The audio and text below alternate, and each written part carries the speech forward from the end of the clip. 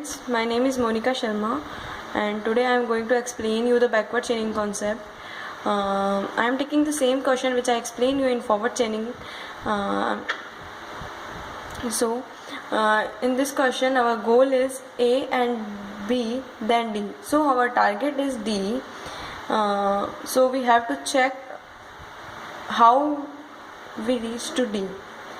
Backward and forward chaining, the both are the chaining method. Their method are different, but their target is same. In the previous question also the same target is there, and then this question also the same target is there.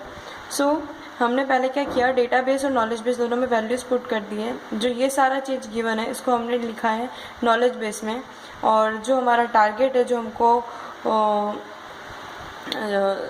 जो हमको already given है database के लिए वो है A B and ई.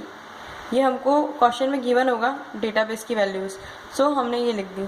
तो हमारा target है डी. सो डी अगर हमारा टारगेट है तो डी ऑलरेडी डिपेंडेंट है जी में. तो अगर जी डेटाबेस में होगा तो डी की वैल्यू निकालना बहुत इजी हो जाएगा. सो अभी हमारा टेम्परेरी गोल बन जाएगा जी. तो अब हम चेक करेंगे नेक्स्ट स्टेप में कि वेयर इज़ जी. तो हियर इज़ जी. तो हमने इसको देखा तो now we got that A and E then G वाली कंडीशन है, और ए और ई दोनों हमारे डेटाबेस वैल्यूज़ में हैं. सो हम इसको ले सकते हैं और जी को हम डेटाबेस में डाल सकते हैं. So in next step, in this step our temporary goal is G. So we got our goal. So if we got our goal, temporary goal, not our final goal, it's our temporary goal. So we got our goal because ये दोनों ये E and A पे depend था. सो हम ये दोनों already हमारे database में थे. इन दोनों वैल्यू को लेके हम G की वैल्यू निकाल सकते हैं. तो सो हमने G को इसमें डाला. तो इन next step G will come here. G E B and A and C F A and E G B E G D.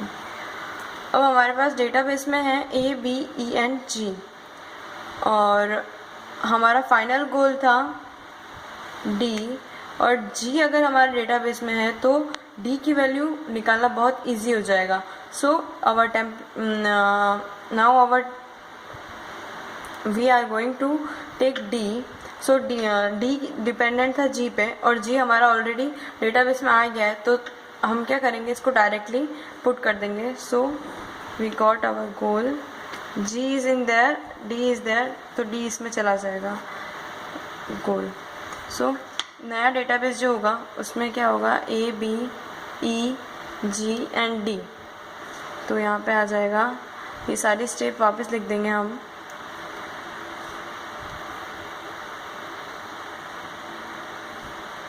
हमारा टारगेट था कि डेटाबेस में लेके आना डी को, ताकि ए बी एंड डी वाली जो कंडीशन है वो प्रूफ हो जाए. तो अगर ये डी भी डेटाबेस में है तो A and B then D वाली कंडीशन प्रूफ हो जाएगी. तो हमारा टारगेट था कि डी को डेटाबेस में लेके आना, जो हमने प्रूफ कर दिया.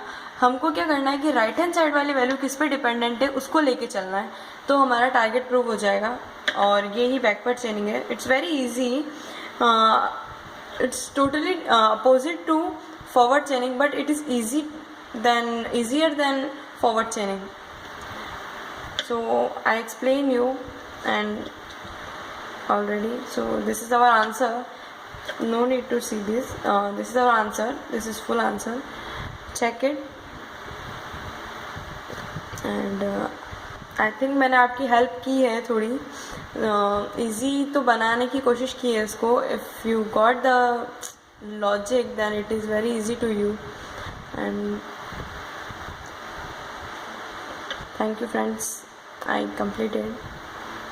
और अगर आपको वीडियो अच्छा लगा है तो प्लीज़ लाइक करें और कमेंट करें.